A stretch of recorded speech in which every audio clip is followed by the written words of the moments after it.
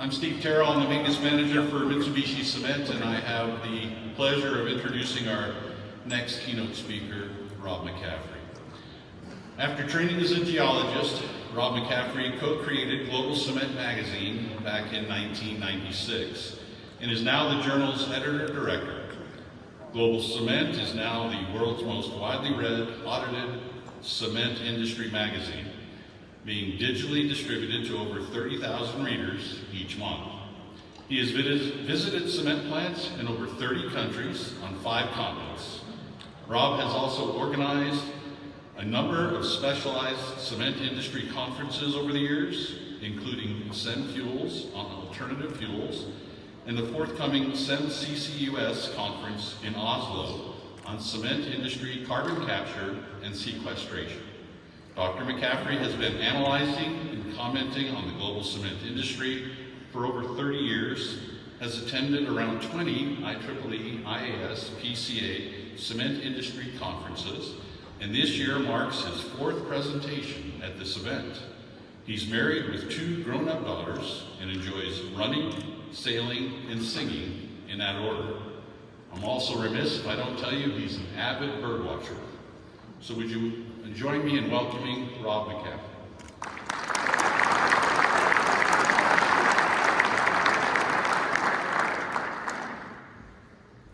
Hello, good morning everybody. Can you hear me? Okay. Now you can hear me, that's fantastic. Well, it's great to be here today, and thanks very much indeed that so many of you have turned out this morning. Wasn't that a fantastic keynote presentation? Really awe-inspiring, so thanks very much indeed. Before anybody asks me to stand up, I am standing up. This is it. There is no more. And it's great to be in this Mile High city. I guess that means that we're in the Mile High Club. Is that how it works? I don't know, I'm new to this. Anyway.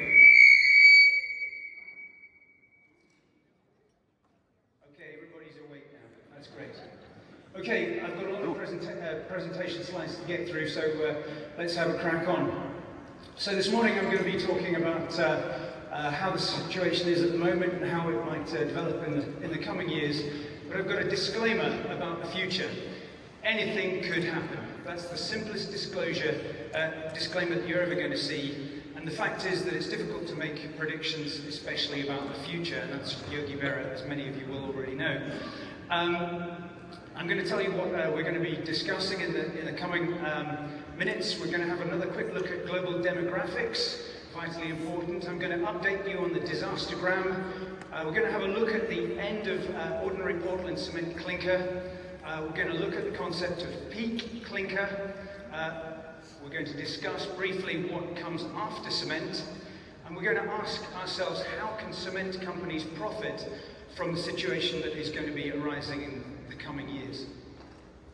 I'm going to say, what is it that actually worries the cement companies, and they actually have to tell you in their annual reports what they're worried about. Always useful to read the annual reports. And I'm going to give you hopefully some indications of how we can all prepare for the future. And then finally I'm going to have a few words about financial engineering. So let's crack on. We've got a lot to get through. Global demographics. When I was born 56 years ago, there were 3.3 billion people on the planet. Now, today, there's 8.1 billion people. And by 2050, there's going to be 9.7 billion people on the planet. In 56 years, more than doubling, and by 2050, a trebling of the number of people on the planet. There's going to be more of us, and we're all getting older. I just want to have a show of hands here. Who is in their 20s? Who is in their 20s? Just a few. Who's in their 30s? Lucky people. 30s is great. 40s? Who's in their 40s? Lots of people. 50s? That's me. I think that's the majority. 60s? Well, that's a lot of people as well. That's the demographic of this conference right there. Who's in their 60s? That was them. Who's in their 70s?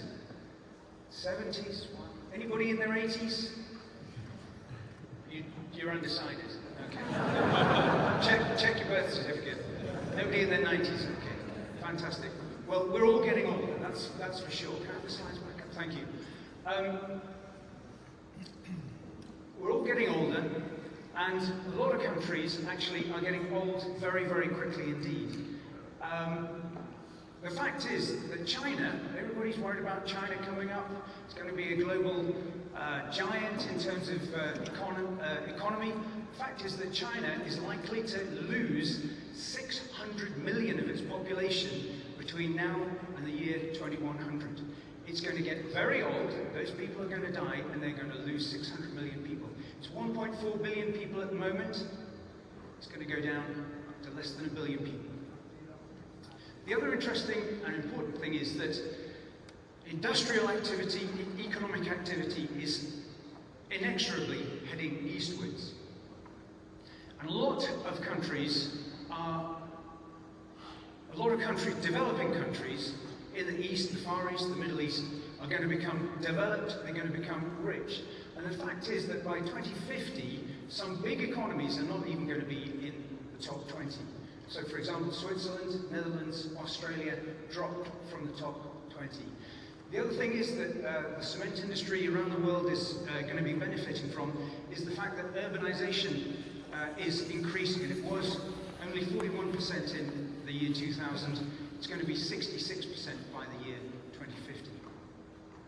Now, here's a question for all of you. Can you name the top 10 cement companies in the world right now? Could you name the top 5? Any 5 in the top 10? I wonder if you could. A lot of people can't. Let's have a look at those slides. Here's the global top 10. CNBM, Anhui Conch, Chinese. Holcim Heidelberg Materials, CRBMT, Cemex Ultratherm, Votorantim, Taiwan Cement. What does CRBMT even mean? It's the 5th largest cement company in the world. China Resources Building Materials Technology Company, formerly China Resources Cement. The fact is that 5 of the top 10 cement companies around the world are Chinese. And that gives you a very, very strong indication of how quickly the centre of economic activity, and certainly activity in the cement industry, is transferring to the east, and particularly the Far East. So, let's have a quick look at what we should be worried about. And I'm going to bring back the disastergram, and I'm just going to show you that we've added a few more blobs to this, including, unfortunately, Middle Eastern turmoil, the war in Russia, and various other bits and bobs. But one of the things that I want to mention here is the possibility of US default. Extraordinary. Not likely to happen, but it's a possibility. So I don't know if anybody's ever seen this. It's the US debt clock. This is not live. I took this off the internet last night. And it just gives you a dashboard of what's happening in America. Don't worry about taking photos of these.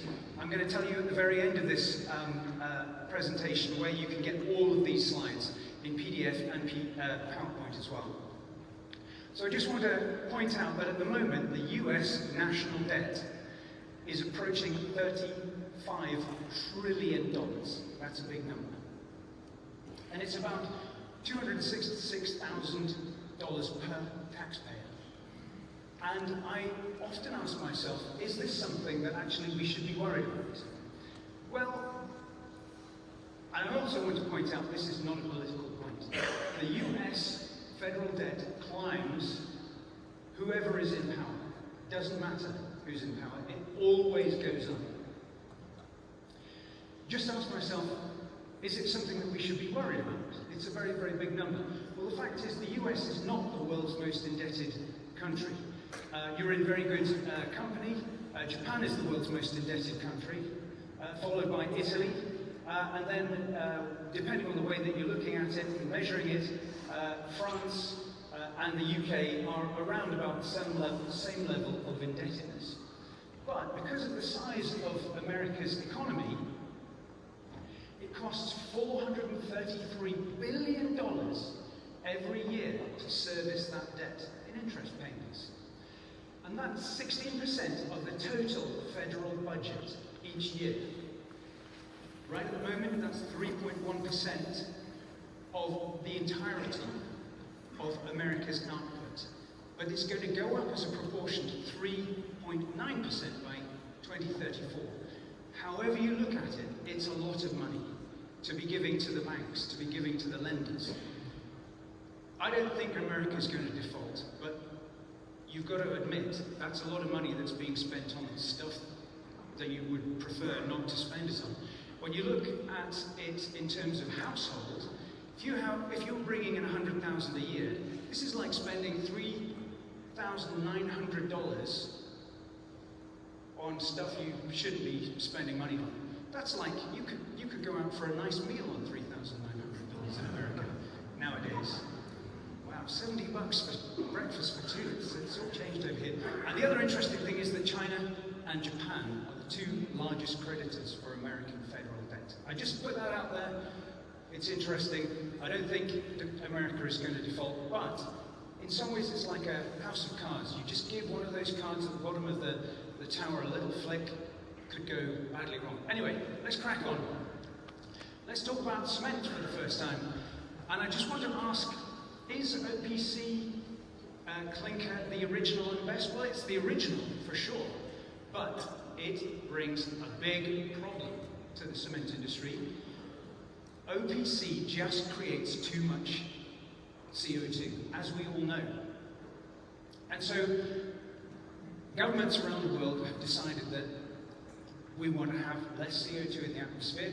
And let me just have a little show of it. Who believes that the atmosphere is not warming? Put your hand up if you believe that the atmosphere is not warming. Okay, put your hand up if you believe, thank you very much for being honest about that. Put your hand up if you believe that the atmosphere is warming. Okay. Keep your hand up if you think that actually we should do something about that. Okay, that's pretty much the majority of people. I appreciate that. Well, governments have decided that they are going to do something about that. Let's have a look at the graph.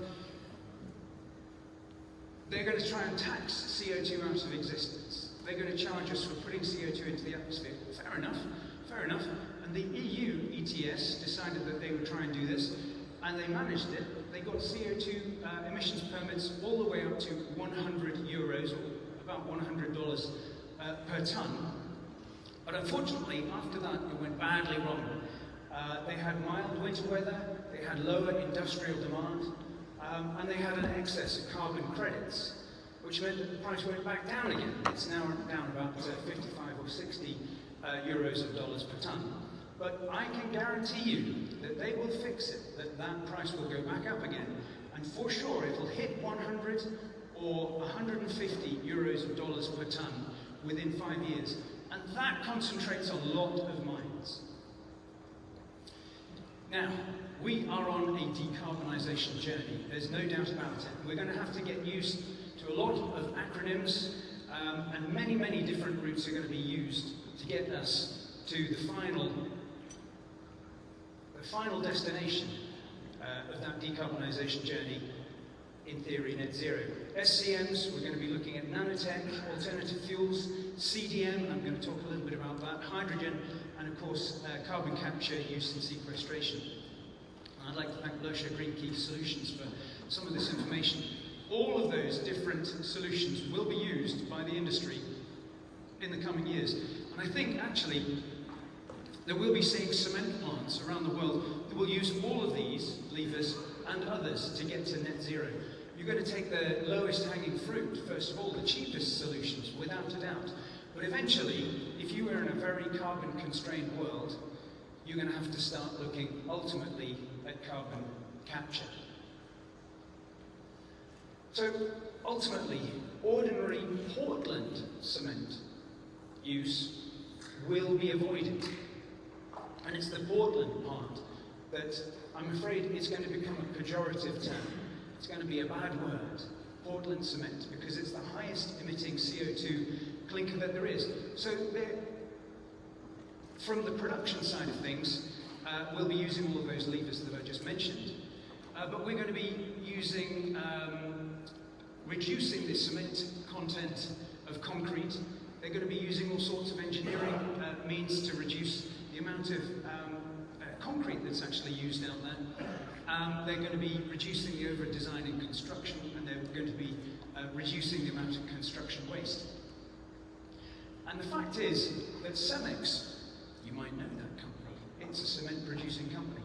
It, only a couple of months ago, put out a press release saying that its micronization approach could reduce the clinker factor by 50%. That's the clinker factor in its own products. Quite amazing. Well, the fact is, Cemex probably would rather have less clinker in its products than it has now, because clinker is pretty expensive.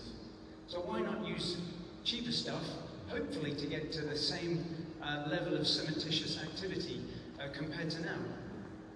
So I've shown this graph before, and essentially what it is, it's giving an indication of how the clinker factor is going to reduce. And way back in the year 2000, it was above 82%. This is average for the entire world. It's around about mid-70s at the moment, but it's going to reduce, and it's going to reduce quite quickly. And I think it'll reduce to maybe mid-50s by the year 2050.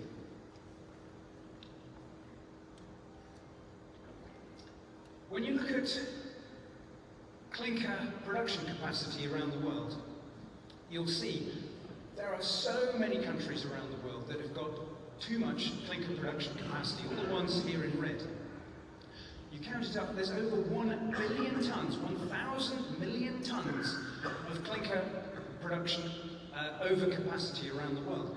It's all seeking a home. The fact is, if there's not a market for it, you just don't make it, and it sits where it's made. Many countries, I'm going to tell you a little bit more about this. Many countries at the moment, as I mentioned previously, they're maturing, and as they mature, they use a lot of cement, a lot of concrete to build their infrastructure. Once they're developed, they start using a lot less per capita. And in the coming years, we're going to see a lot of different countries becoming developed. So, for example, China, Russia, Saudi Arabia, South Africa. These are big economies, and they are all going to be past their peak clinker production. So we are essentially past peak clinker already. We've already gone past the maximum level of clinker production that the world, I think, will ever see. And now it's going to start reducing, and once again, it's going to be led by China. They are going to demolish hundreds of millions of tons of cement production capacity in the coming years. I think we're also going to see quite a lot of rationalization in Europe. We're starting to see quite a lot of announcements of cement plants being closed down. Certainly their clinker production being closed down, and they're going to be transformed into grinding plants. And that's something that we've actually seen as a trend in the last 10 years, and it's accelerating right now. I think we're also going to see quite a lot of modernization in Europe. There's a wave of that happening. We're also going to see that in America too. A lot of modernization, possibly fewer plants. And we've had some discussions about that in the last couple of days too. There's chronic overcapacity in India. They've built possibly 100, 150, possibly 200 million tons, too much of cement production capacity over there. And in fact, all the way through the rest of Asia, they've just got too much production capacity. And they're waiting for the demand to come up and meet that potential supply. So they're in quite a pickle, and I'll talk a little bit about that presently as well. And as we're seeing these trends in the Middle East, in Africa and Asia, we're actually seeing more and more, if you like, regional, multinational companies coming up and buying production capacity from the, if you like, the legacy multinationals that we all know. And so new African and Asian regional multinationals are coming up as well. And I think that there's the possibility that when we're talking about cement production, cement industry in Africa, some of those countries will actually leapfrog traditional ordinary Portland cement production capacity, and they'll say, we don't need that dirty, polluting stuff. We're just going to go directly to alternative technologies, for example, LC3, and I'll be talking about that in a few moments as well. There are many alternatives to straight ordinary Portland cement with 100% Portland clinker, and these are extremely well known. There are some other very exotic alternatives, and Semburo has laid them out there in the bottom of the slide there. But There are also brand new formulations of cement.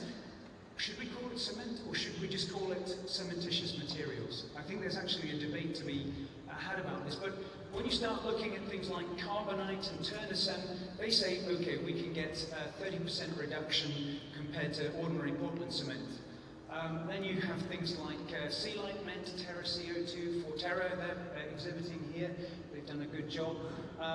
Maybe up to 50% down compared to ordinary Portland cement. And then you have things like Biocement and Calera. They say that we can get down to zero CO2. They even claim that actually during the production of those cements, they don't have any emissions. They can actually take those emissions down to negative, so they're actually going to be absorbing CO2 once they've produced it, once it's in the concrete. So negative CO2 from cement. That's something that people don't really realise is a really good thing for the industry. So I also wonder, how bad is the cement industry? Well, these three lines, the three top lines, those are hydrocarbons, coal, oil and gas. Cement is way down at the bottom, but it's still very, very substantial. So we can't rest on our laurels, but we're not the worst, for sure. And I think you'll know this graph very, very well. You've no doubt seen it many times over the years. And it shows you how much energy it takes to produce a variety of different building materials along the bottom versus how much CO2 per kilo of the building material is produced during their production. And in fact, let me see if I can show the video. Anyway, laser point's not working. Okay, whoops. Right up at the top, plastic, stainless steel, glass, aluminium, they take a lot of energy to produce them. They produce a lot of CO2 while you're making them as well. Cement is not too bad, actually, per kilo of cementitious. And once you mix it in with the sand and the aggregates, it's actually very, very low. But when you look at the new cements, there's the possibility that the energy that it takes to make them is going to be reduced, and if they're absorbing CO2, that they will have a negative embodied CO2 when they're in place, which is pretty amazing. You know, there's no other building materials that can do that and can claim that. Now, how can cement companies benefit and profit from the new situation? Well, as I spoke about last year, they're going to be using attractive adjacencies in terms of businesses and business models, and they're going to be also optimizing their geography.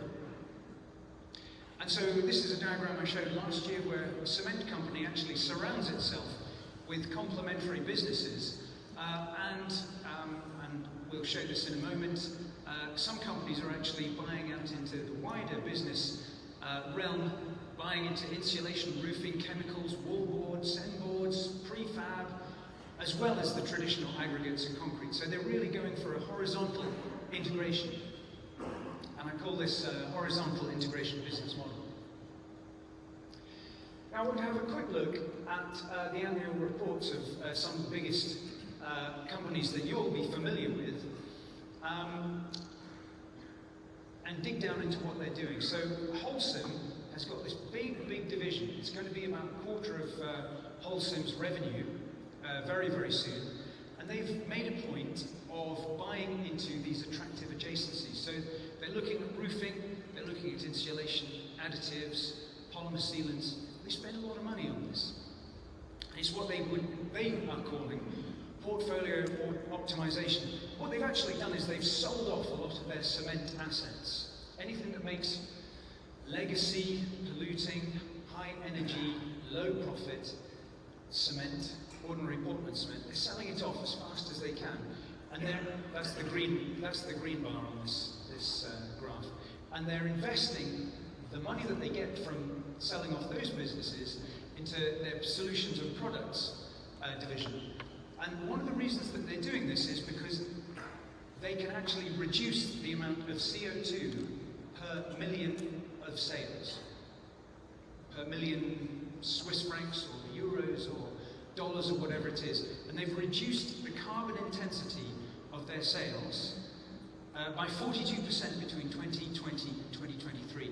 And they're going to continue hammering down on that metric in the coming years too. This is what Holcim has done in 2023. They managed to achieve 28 different acquisitions. And they say, okay, they're in solutions and products, cement, aggregates and ready-mix. And you can see that they're in North America and Europe, Australia and Argentina. It says cement, aggregates and ready-mix. They actually bought one cement company. That's a cement company that doesn't make clinker. It's a distributor. So Holcim is getting out of cement.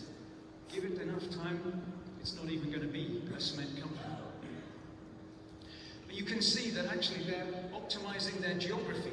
They're going into the places which are most profitable, which have the most stable, the most active, and the highest revenue and profit generation. And this is shown here. Back in 2018, Holcim had 39% of its revenues coming from Asia, Middle East and Africa. Right now it's only 16%. They're shrinking it as fast as they can. And at the same time, they are going big on North America, and I'll come back to this. And they're optimizing the geography of their operations. Now, I want to get on to what it is that worries the cement companies right now, and what they're going to do about it in the coming years. And I'm going to concentrate on these three companies: Heidelberg Materials, Holcim and Cemex. We're going to start with Holcim. These are all the different risks that they're worried about, okay? Lots and lots of different risks. You can find this in their annual report. But along with these, there are three different aspects that they're particularly worried about. The first one is employee attraction and retention. People are getting a lot fussier about the companies that they work for. They want work-life balance. And they realise that actually workers, skilled workers, good workers, are a lot more mobile than they used to be. And they're going to have to sort themselves out to offer good jobs to retain people. Holcim is also particularly worried about climate and nature. Interestingly, it's worried about being branded with a label of greenwashing. That's a completely different presentation, but that's really interesting as well. And they're very, very worried about their supply of raw materials. And they know that they're going to have to keep on sourcing slag, fly ash, sand and aggregates. They do know that the price of those is going to go up as demand for those materials goes up. And they also know that they're going to have to start looking a lot more at innovative mineral components such as calcined clays, pozzolanas, natural and artificial pozzolanas, and reclaimed ashes. And also this thing called CDM. Who here has heard of CDM? CDM? Okay, few people. Okay, I'm going to tell you a little bit more about it right now. Construction and demolition materials. This is what Holcim calls construction and demolition materials. Not construction and demolition waste, which I think a few more of you will have heard about. This stuff is not a waste. In fact, what we should agree to do right now is never use the word waste, the W word as I call it. Boom! There it goes, gone. Never use it. Never use the word waste. Because if you call it a waste, the regulators will say, oh, well, it's a waste. It's got no value. We're not going to let you use it. If it's a waste, it's no good. It's a resource. It's a valuable resource. Put it in a pile, put it in a stockpile, take care of it. At some point, you'll be able to use it and you'll be able to make some profit out of it. It's a valuable resource. Construction and demolition materials, you can put concrete in a variety of different equipment nowadays. You can get sand out, you can get aggregates, you can get cement paste out of it. And you can use that stuff because it's a pre-decarbonized raw material. That's valuable, especially when the regulators want to charge you $100 or $150 per ton of CO2 emitted from your cement.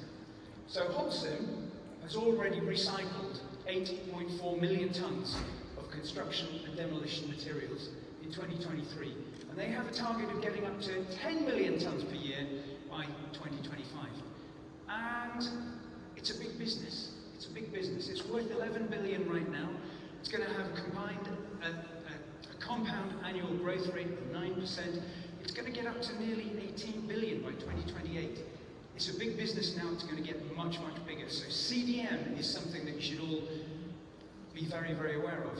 And there are already a lot of innovative companies that are very, very active in trying to grow this market. And I have to thank John Klein from Klein Consulting for his help digging out some of these companies.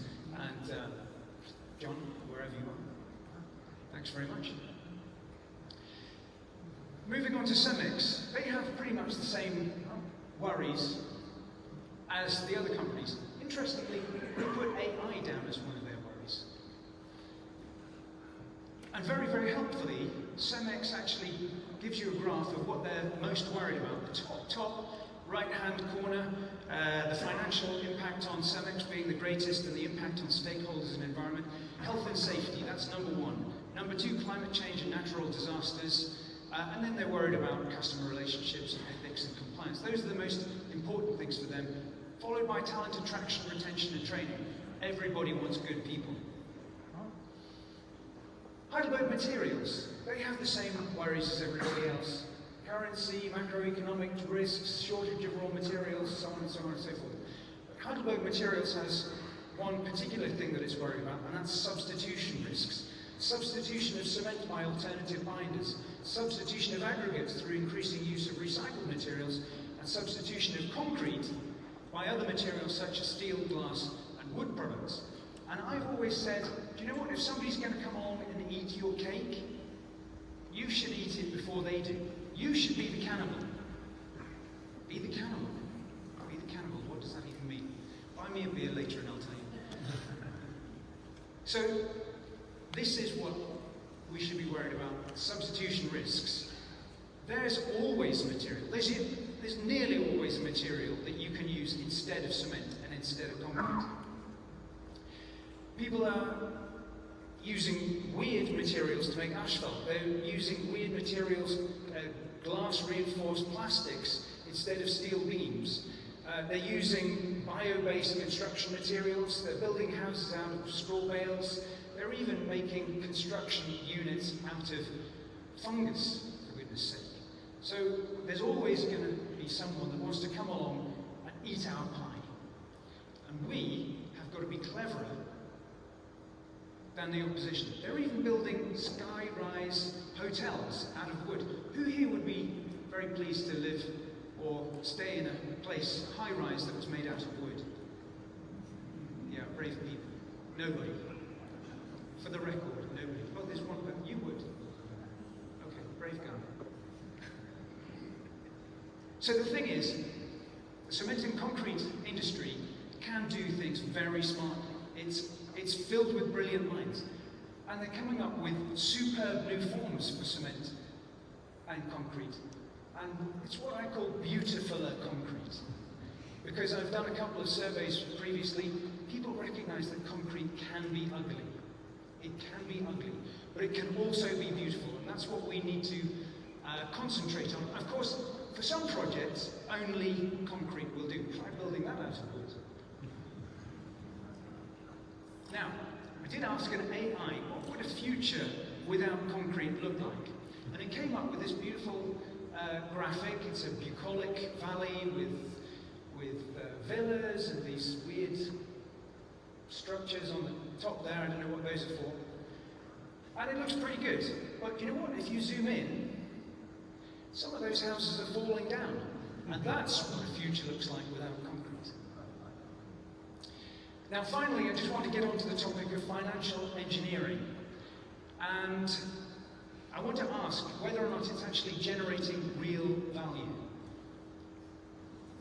So you'll know that CRH, Cement Roadstone Holdings, a venerable Irish company, a big company, $25–30 billion worth of sales each year, it decided recently that actually Ireland was too small for it. It was going to go over to the big leagues.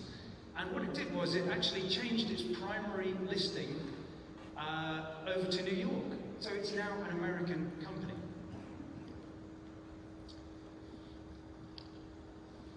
Holcim, intends to do the same, and it's looking to list its North American business in North America. It's a very, very interesting concept. I just want to have a little bit of a look about this. It's a huge business. It's got 18 cement plants, 148 concrete terminals, 374 aggregates plants. I mean, it's colossal, including Canada. It says it's going to create the leading pure-play North American building solutions company. It's throwing everything in there, all of those assets that it's recently bought, including roofing, including insulation. It's throwing everything into this. So it's going to be, as it says, pure-play North American building solutions company. And you have to ask yourself, why is it doing this? Well, it says it's creating a distinct and compelling investment profile for investors. For profile, I like to think story. It's a good story. It's going to have the leading market position across all businesses to capitalize on strong construction spend. And the fact is, it says that it's going to be very well positioned to benefit from a once-in-a-generation infrastructure investment wave, including the Infrastructure Investment and Jobs Act, the Inflation Reduction Act, housing shortages, and significant onshoring or reshoring investments. So it's in the right place at the right time. And you can see from 2020, its net sales have increased from 6 billion to 11 billion in 2023, and it says it's going to get up to 20 billion by 2030, and it's making real money. And it says it's going to grow and grow and grow between now, 2023, 24 to 2030. It's got a compelling story. But I always like to remember what Henry Ford says, and that is, you can't build a reputation on what you are going to do, only on what you've done. Even then, they've done a great job in building their business in North America. And this is their disclaimer. Anybody read that? Can you even read that in the front row? I don't know. What I like to say is, nobody knows anything, and anything is possible. Moving on very slightly, Heidelberg Materials is also thinking about the possibility of moving itself, or moving parts of its business to America, or listing them in America. Why are they doing this? Well, the fact is, it's financial engineering. Whose benefit is this for? I would suggest that actually no real value is being created by these financial engineering moves. It's like matter and energy in thermodynamics. You can change their form, you can take them from one place to another, but you can't create energy. You can't make matter. What they're doing, in fact, is if they're carving off their North American businesses from the European and the Asian and the rest of the world businesses, what they're doing is they're diminishing the value of those companies in the other areas. And what they're doing is they're bringing those assets to America, where actually they get higher valuations. So for the shareholders, those assets are being more highly valued, they get a better multiple on the revenues and on the sales and so on and so forth. And that benefits the shareholders in those new companies. So new shareholder value is being created, but not necessarily real value in the real world. The fact is that actually shareholders will reward executives and companies for those higher valuations. So the executives who are in charge of driving the bus, if you like, they're going to get rewarded for doing these kind of moves. And the final proof is finally in the earnings and returns to shareholders, or in terms of dividends, and whether or not actually people are getting more money back out of the company. But I would always caution you to beware of irrational exuberance. Remember that? A few years ago, Alan Greenspan said, you know what, the reason that we pumped up the market so much was that we had some irrational exuberance. So US companies now are valued at a price earnings multiple of about 18. It's about 10, 11, 12 in Europe. And you have to ask yourselves, okay, who's valuing companies more sensibly? Maybe it's somewhere in the middle. European companies are being undervalued. I would argue that American companies are actually being overvalued at the moment. Let's see how it works out. Right, I'm on to the final couple of minutes. Just going to give you a final summary and a few additional predictions of what's going to be happening in the coming months and years. So we're going to see closure of older plants and less efficient plants and smaller plants. We're going to see a lot more alternative fuels. We're going to see more waste heat recovery. Waste heat recovery is used everywhere in Japan, everywhere in China, in many, many different plants in India. And it's only because electricity is relatively cheap in some of the places that we're operating that more waste heat recovery is not already being used. And we're going to see intense competition for cement's place in the world. In fact, all of these other building materials are going to be coming on, they're going to be wanting to eat our pie. But I always think to myself, if you've ever driven to the hospital, thank concrete. If you've ever brushed your teeth, water coming out of the tap, thank concrete.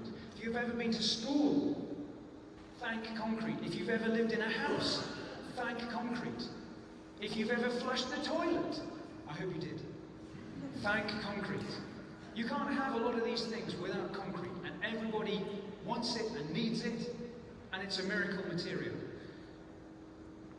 But there's going to be a lot more competition in the future for our applications. We're going to see more grinding plants, fewer integrated plants, and the plants that we are left with are going to be bigger. Slag and fly ash and some of those other supplementary cementitious materials, the price is going to go up as their supply decreases and more companies want them. And at the same time, CO2 prices are going to be increasing as well. I think we're going to continue to see financial engineering. I think it's unavoidable. I think we're going to see quite a lot of carbon capture and sequestration, primarily driven by the big multinationals because they've got the budgets to be able to drive this forward. But I do think that actually those technologies will trickle down to other smaller national companies and finally even to companies that have a single cement plant. And there are very, very many of these out there. We're going to see a lot more novel cements being used in the future, and as I mentioned, I think we're going to be seeing a lot more construction demolition materials being used as well. In terms of process control and process automation, I can see a big future for AI in process control and automation, a lot more remote diagnostics and a lot more remote control. Decarbonisation, we've already started on the journey. We've got a very, very long way to get there. Now, I just want to have another very, very quick show of hands here. Does anybody think that any country in the world by 2050 will have achieved net zero? Any country in the world? Put your hand up if you think any country in the world will have achieved net zero. 3, 4, 5. Okay. Does anybody think that any cement company in the world will have achieved net zero over all of its facilities by 2050? Just scratching your ear, was that? No, no, that's a no. Okay. Does anybody think that any cement plant, any one cement plant in the world will have achieved net zero by 2050? Okay, a lot more optimism. Well, I'm absolutely in agreement with you because unless you operate one cement plant, pretty much it's going to be a struggle to achieve net zero. I think some cement companies are going to really hammer down their CO2 emissions, but I don't think it's going to be widely achieved by 2050. I think companies are going to continue to vertically and horizontally integrate. I think companies are going to continue to optimize their geographies. And unfortunately, I think there are going to be more bankruptcies, not necessarily in the US, possibly in Europe, but certainly throughout the wide world, there are going to be bankruptcies. There's going to be a lot more mergers and acquisitions. And crucially, crises, and there are likely to be crises coming up in the next 10 years, they will drive innovation. And I think we're going to see a lot more innovation in this industry. As I've said to a couple of people already, I've been looking at the cement industry for 30 years now. For the first 20 years, nothing very much happened. There were incremental benefits in terms of process optimization. The fact is, the pace of innovation has dramatically accelerated, and in the last 10 years, and particularly in the last 5 years, it seems to me that there's been more change than in the last 2,000 years over the course of cement and concrete's storied history. Ladies and gents, that's pretty much what I've got. I hope you've enjoyed that. I hope it's been a little bit informative. So until I see you next time, please stay safe, be good, and if you can't be good, don't get caught. Thank you very much.